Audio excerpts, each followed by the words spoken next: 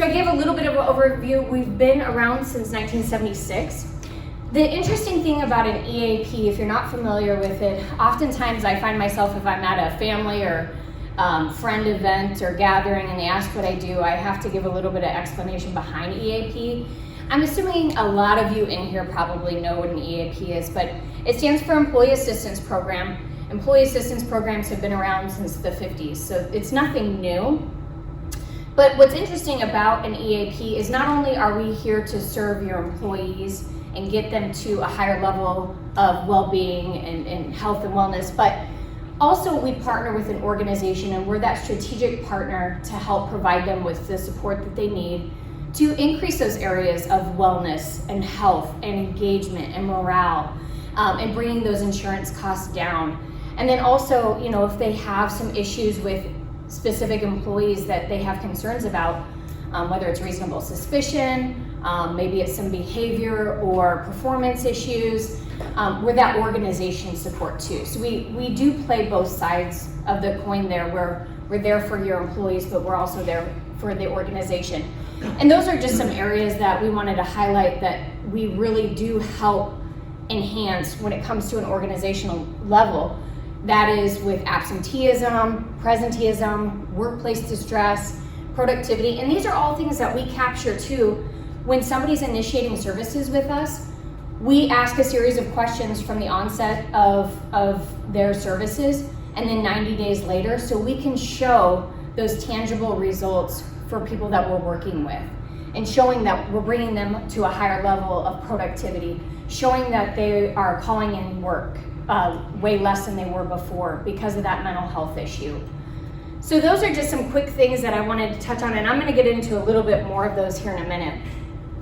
But I usually start all of my programs with this, and I won't make anybody answer out loud, I won't put you on the spot, but I do think it's important for you to think about, how are you doing right now? I always think about the last few days. You know, from a clinical level, we always talk about a 30-day snapshot, but that's pretty overwhelming. I really want you to think about the past few days. There's a lot going on right now. Kids are going back to school. You know, there's a lot with the variant. There's a lot going on. So thinking about your mental health, your personal mental health, how are you doing right now? And this is just kind of a fun scale, and we do this with a lot of our webinars as well, but from the red being completely overloaded, your emotions are on edge, you're feeling that you're just could snap at any point, and either you need extra support or you need some space, to the lower end of, you know, maybe you're in that green state of being at a optimal or peak performance, you're doing really well right now, and then down to the bottom of gray of where you're just feeling numb or apathetic, you're maybe just not feeling much of anything at all. So think about that for a minute, where you're at, and then also taking this forward within your teams. I highly encourage you to be doing regular check-ins with your teams or asking your leadership to do check-ins. It's incredibly valuable, because oftentimes, and we'll get into how will I know if people are struggling, but first and foremost, laying that foundation of trust and understanding and compassion, and truly asking people, how are you doing? Or, you don't seem yourself, is everything okay? I just want to do a quick check-in. So we do this with our teams a lot. We'll just do a quick check-in, how is everybody doing? And either we set up an anonymous poll, or we actually ask people to respond. It's okay to ask these questions. I want to back up just a quick minute, because sometimes when I do presentations, I get a little ahead of myself. So I've been in the mental health world for well over 12 years now, and I forget that not everybody knows the ins and outs about mental health. And oftentimes if I ask, what is mental health, what are the first things that you all think of? And I want this to be interactive. I don't want to just sit up here and talk. What are some of the things that you all think about? When I say mental health, what's the first word that comes to mind? Suicide. Suicide? What else? Depression. Unstable depression. Normally I get a diagnosis shouted at me. And that's true. That's what most people think of. We go straight to something like a diagnosis, or we go straight to something pretty extreme or negative.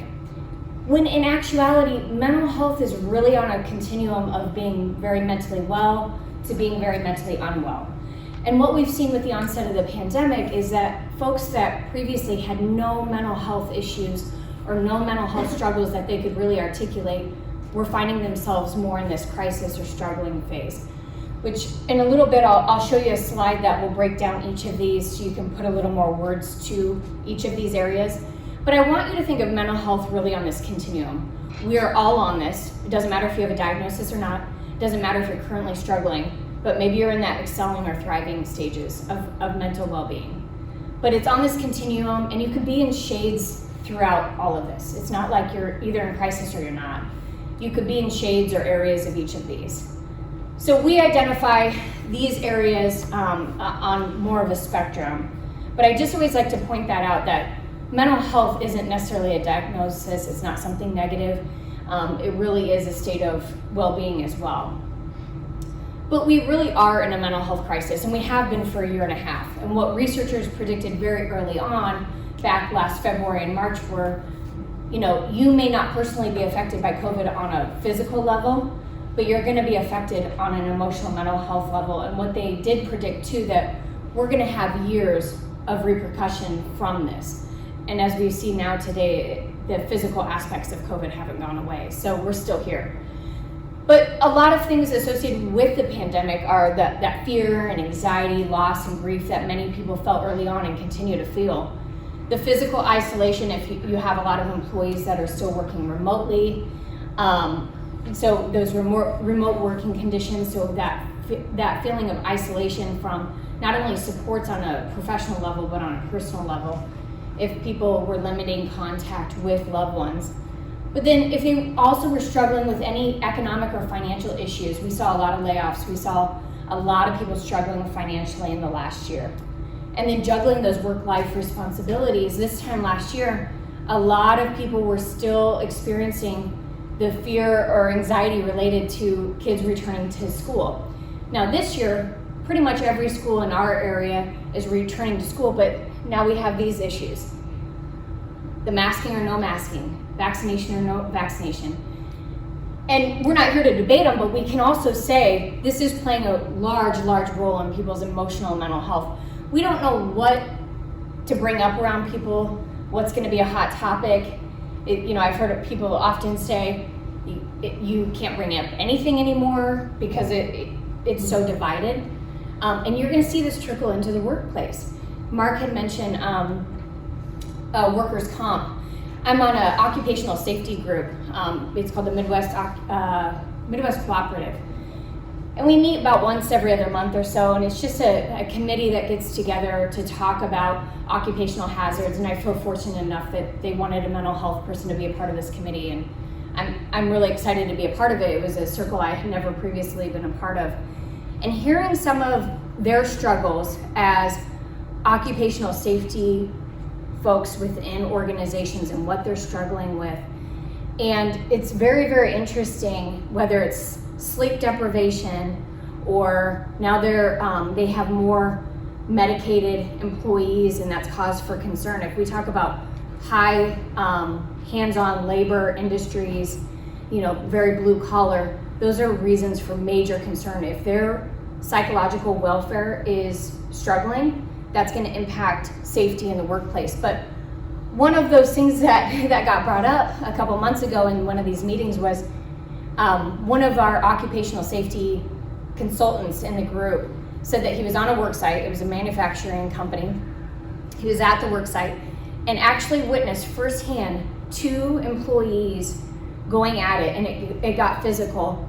And I don't know the details of what was talked about, but it had a political basis. But we're seeing things that previously were behind closed doors at home coming into the workplace. And that poses a real issue when we're talking about occupational health and safety and wellness and what how that plays out for everybody else who's witnessing events like that in the workplace. So just again, talking about how personal choice is really coming into the workplace. This was just some recent stats I had found It said that since the start of the pandemic, there's been a 93% of people 93% increase in people seeking treatment for depression, a 63% increase for those seeking help for anxiety, and you heard it firsthand here with Brett saying that that's the one area that they've seen an increase in here in Fremont. And again, if you're looking at some of your claims internally, I guarantee psych is in the top 3 there. So just thought I'd give a quick visual of what we're experiencing with recent stats. But also what we've seen a huge increase is alcohol consumption, drug use. I think early on in the pandemic, in the first 3 months, we saw upwards of a 240% increase in alcohol consumption and purchases. So very interesting stats. And if you think that it doesn't come into the workplace, you're mistaken. Any questions so far about mental health stats? Some of those things hitting home is what you're seeing in the workplace? Yeah. The silver lining of it is that we're actually talking about it though. So you all are here today, you identified mental health as a major issue and you want to work towards bettering that. What can you do to better your employees, get them to a better place, not only on a personal level, but then also so they're productive for you and costing you all less money. So we're talking about it. I get the pleasure of going to talk about mental health in several different areas and several different communities. And mental health services are actually more easily accessible than they ever have been, especially with the expansion of telemental health. So people in rural communities can access a mental health professional via their iPad, tablet, computer, their phone. And those services weren't always available. And especially when I talk about insurance reimbursement, insurance didn't always reimburse for mental health services on a telehealth basis. They only would count in-person visits. And so now they've expanded that. And then also for us, for an EAP level, we have early in the pandemic, by the end of March, we were strictly doing telehealth, and we could offer that not only throughout the state, but some of our clinicians also had licensure out of state as well. But also this understanding that we need people, we need supports. Physical distance is not the same as social distancing. And that's one of the big misconceptions early on. A year and a half ago, they kept talking about social distancing. No, we need to physically distance for protection, but we need people socially. We're human beings, this is how we thrive. We need people socially. And the recognition, like I had mentioned before, with the general understanding that people have come out of the woodwork saying, I'm struggling, who maybe previously weren't struggling or have ever experienced this, have a better understanding that people with mental health conditions, whether it's a diagnosable issue or not, it may not be something as extreme of getting a diagnosis of depression or anxiety or what have you. They could just be struggling with their marriage or struggling with their family or kiddos going back to work. But that if given the right tools, they can really go on to live productive, healthy lives. But we need to give them those tools. And knowing all of that leading up to this and knowing we're in a mental health crisis, and knowing some of the stats that we can see, you can Google mental health stats and find them. So it's no secret, but why is it that people are still not seeking treatment? And there's a lot of reasons, and this as an employer level or leadership level, things that we need to continue to combat. So we need to point people in the right direction of resources. We need to help them identify what it is that's causing them to not seek out treatment. Is it a fear of confidentiality? If they use an EAP or they're using their insurance, are they scared their employer is going to come back and find out about that?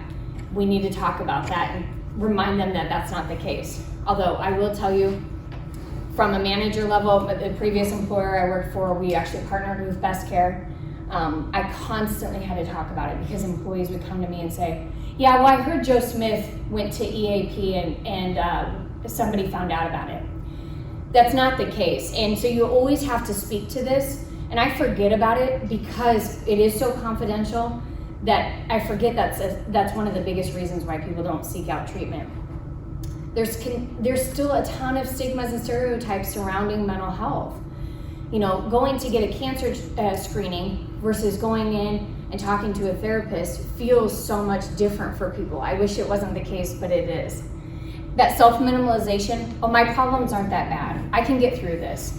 So-and-so has it way worse than I do. Well, no, that's still, your reasons are still justified. It's still reason enough to seek help. And we oftentimes talk about using it from a proactive approach. Don't let it wait till it gets into crisis mode, or that you're struggling so much that you're calling in sick. Using it proactively, using mental health services proactively, and doing regular check-ins. And if you're not utilizing an EAP first, if I'm an employee at such and such company and I'm not going straight to utilizing an EAP that's free to me, then I'm jumping to insurance. And there's a lot of cost to it, whether it's out-of-pocket copays, whether it's coverage within my insurance that's very limited. Likely they're not going to cover marriage counseling for my husband and I, or family counseling if I want to bring my kids in. Those are going to be out-of-pocket expenses. And again, why an EAP is so beneficial. I touched on some of these earlier, but if you don't see the true value on some of the things that I mentioned earlier on a personal level, on a professional level, or organizational level, here's how you're going to be impacted. And when it comes down to actual dollars and cents, people are calling in sick. In fact, depression is the #1 reason why people call in sick. It's not due to a physical health issue. It's not due to having the common cold or the flu. It's actually depression. And anxiety is creeping up there. Presenteeism, so they're showing up to work, but they're not actually present. So whether they're searching the internet for resources, or just not able to focus because their marriage is falling apart, those are high costs that are hard to really capture as an employer. Absenteeism is pretty cut and dry. We can tell if people are calling in sick or not, but you can't always tell if people are actually being productive. So it's one of those invisible symptoms of mental health if not being addressed.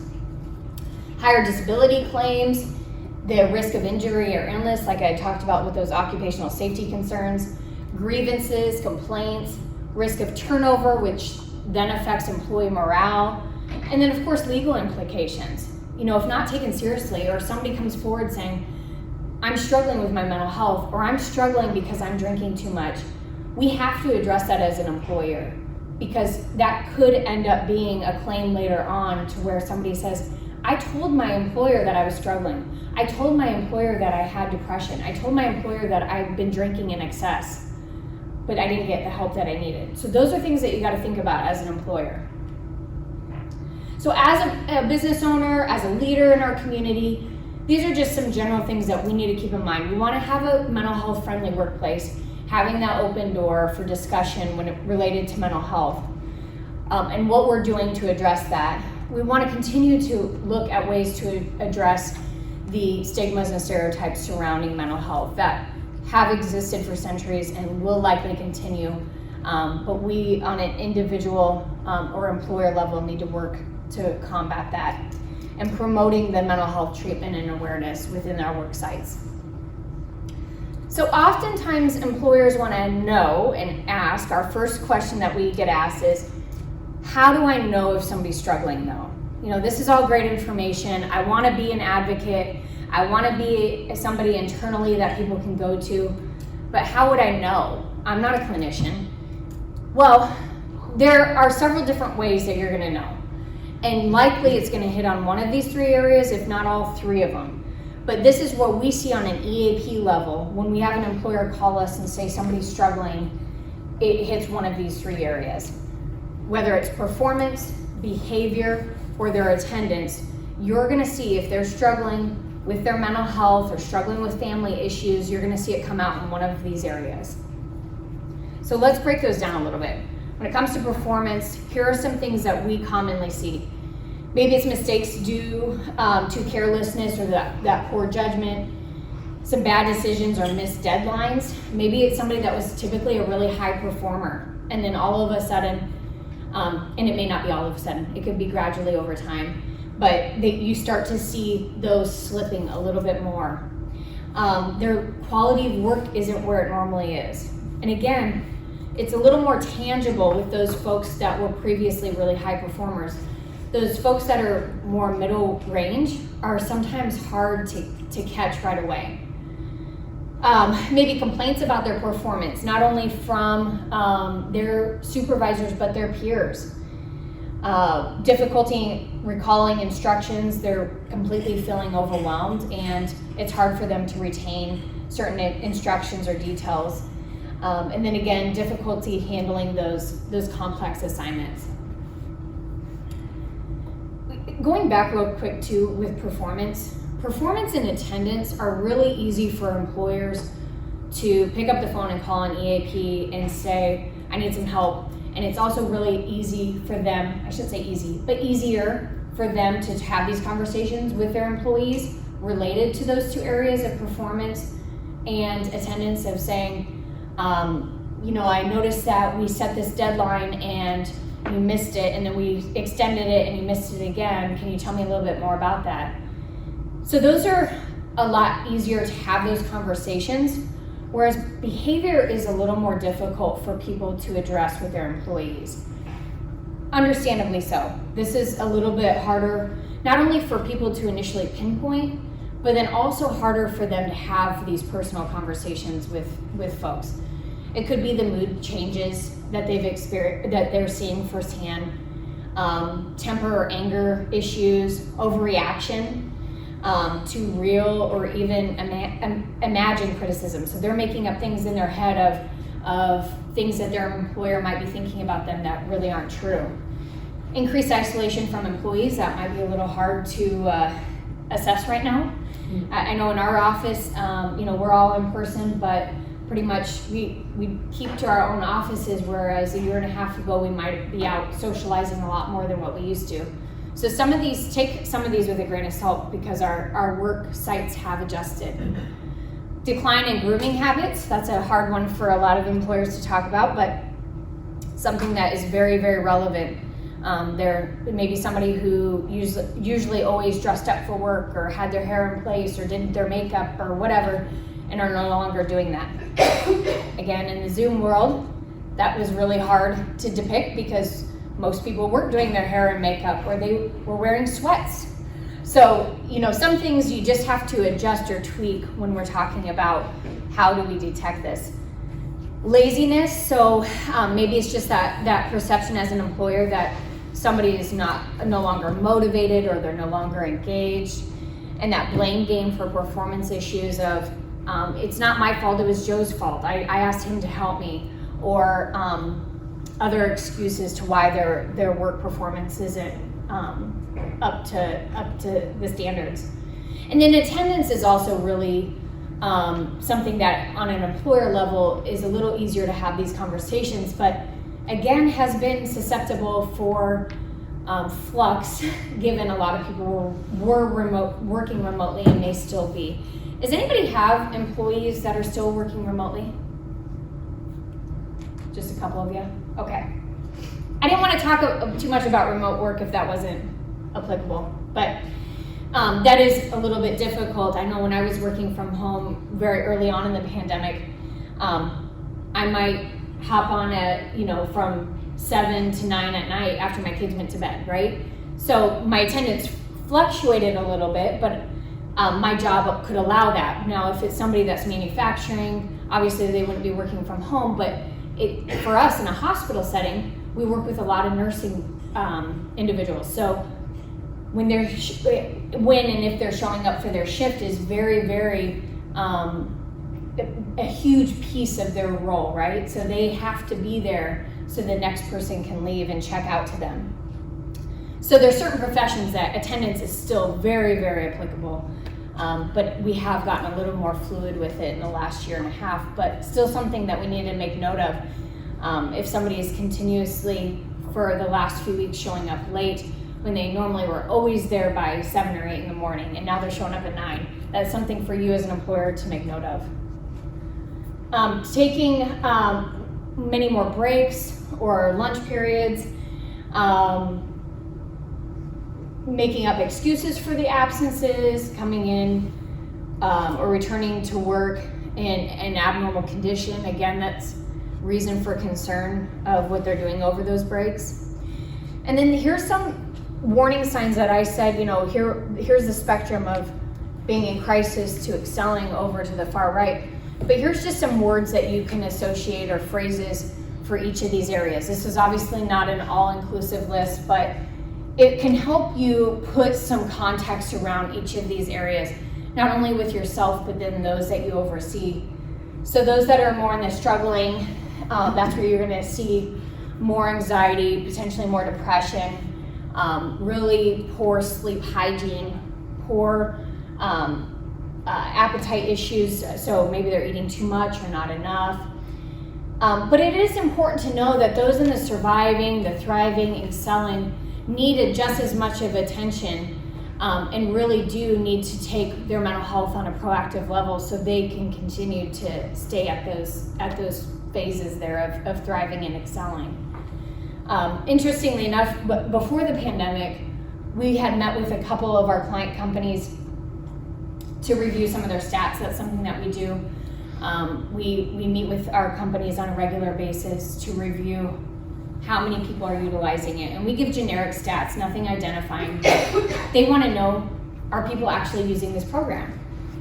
So on 2 different occasions, right before the pandemic, and I use this example because I think it is so relevant to even today, again, even if you're on the far right end of this, but they both had said, oh yeah, we use our EAP benefit every August with our kids, and we do a quick mental health check-in with each of our kiddos.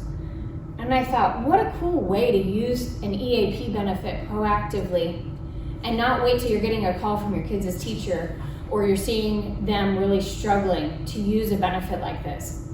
So just to give you an example of ways or avenues to use an EAP benefit or mental health resources proactively and doing it so I want to keep ourselves in check so we can continue at this pace. So as I mentioned, we're not only here for the employees, but we're here for that organizational support. One of the cool things with Best Care is that we offer unlimitedly not only management and leadership or HR consultations, so people can call us at any point in time and just if they have questions about not sure what to do. I have an employee who's suicidal, or I have an employee that went inpatient for suicidal ideation and they're returning to work and I'm not sure how to handle that. Or I have somebody that I think might be under the influence or their behavior's been off, I've heard rumors, not sure what to do. Those are all things that are normal, and it never ceases to amaze us, the new things that we've heard, especially in the last year and a half of what people are coming to us about. And we can help process through that thing. Because often, either you've never dealt with it, it's brand new, or you want to take it from a different approach than how you've maybe previously handled it. So we can help walk you through that. So that unlimited use of just having us available to you is great. But then also, if you want to make a formal referral, let's say those performance issues that you've been documenting for the last couple months continue to go remiss and they are escalating. Or the behaviors are escalating at work. There's more and more anger outbursts and you've already talked to them several times. And you want to then proceed with a formal referral to EAP. This is a great resource for you. So we usually have walk people through the process and we go through all the training with all of the people that we partner with. We want to make sure that you have all the tools at hand for the EAP benefit. So we say remind, recommend, refer. So first you want to remind your employees that they have an EAP available to them. Second, you want to strongly recommend that they pursue the EAP benefit. And then lastly saying, based on those previous discussions that we've had, or based on the documentation of these struggling performance areas, we're making a formal referral to EAP.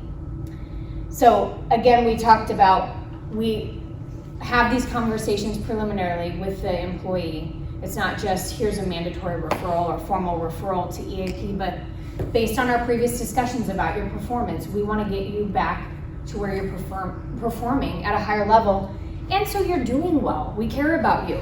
And something seems to be going on that we're not sure what it is, and we want to get you back to a higher level. We want you happy. We want you healthy. Again, perpetuating that culture and understanding that we care. Just a few final reminders. And I probably should have prefaced this. Regardless of whether you partner with Best Care for your EAP provider, I highly encourage you to consider an EAP in general. Of course, we'd love to have you partner with us, but I think outside of the scope of a free EAP or having nothing at all, consider a more robust EAP program that is going to get you extra services and support that you need, especially right now. So thinking about all the things that I mentioned, if you don't partner with EAP, please look at ways you can better promote it within your organizations. Make sure your employees know that it exists. Make sure that you have the promotional materials available to you. Make sure that you're including it into onboarding and orientations. Again, if you're not given these tools, or you don't have that management or HR support through your EAP, or training and education, or coaching, or whatever the case may be, then look at a different EAP provider. But I'll just leave you with some things that commonly we hear about from an employer level, or commonly we suggest to our employers or our leadership. And that is asking the necessary questions. I opened it up with that check-in, that mental health check-in, asking you, how are you doing? But I want you to take that forward to your teams and saying, how are you doing? I care about you. Before, Jean and I were just having this conversation a couple days ago about those boundaries have been blurred a little bit, and I think rightfully and thankfully so. When I was going through management training several years ago, it was very much, you didn't want to show too much compassion, right? Or you didn't want to share too much of your personal life. But we've gotten to this place that I think that those are so important. You can read now so many different articles about being an empathetic leader, and that's okay. In fact, that's preferred. That's how you're going to retain great talent. That's how you're going to keep people wanting to work for you, because you care about them. You have that kind, compassionate approach. So asking the necessary questions to your employees, to your leadership who oversee teams, and genuinely listen. Show them you care. It doesn't take much effort to just say, how are you doing? I've been thinking about you. I know you have a lot going on. Everything going okay? Or even if you've seen issues, I've noticed some of these things, and list those off. Is there something I can do to help? Or then it could go to the next level of, I want to provide you with those resources. You don't have to be the counselor or therapist. In fact, you shouldn't. By just having those conversations doesn't mean that that's opening the door for a counseling session. In fact, don't allow it to get to that point. I know that's some areas that people are concerned about. If I open that door, what's all going to come out? Well, it doesn't have to, and it shouldn't. So just knowing that you can turn to the experts for help when it comes to mental health, and having those in your wheelhouse, whether it is your EAP, whether it is local mental health providers, whether it is some 1-800 numbers, having those in your Rolodex at hand that you can hand off and say, wow, sounds like you have a lot going on. That's way beyond what I could help you with, but I'm so glad you confided in me. Here's some resources that I think would be very helpful to you. And it may even take that further step of saying, would it be helpful for us to call together? Or do you need to use my computer real quick to schedule something online? Those are some great ways to just lead them to the resources. So part of that is relying on the right community partners. Leading by example by taking care of your own health, your own wellness. Seems like a no-brainer, but I can't tell you how many members of leadership we've met with, especially over the last year and a half.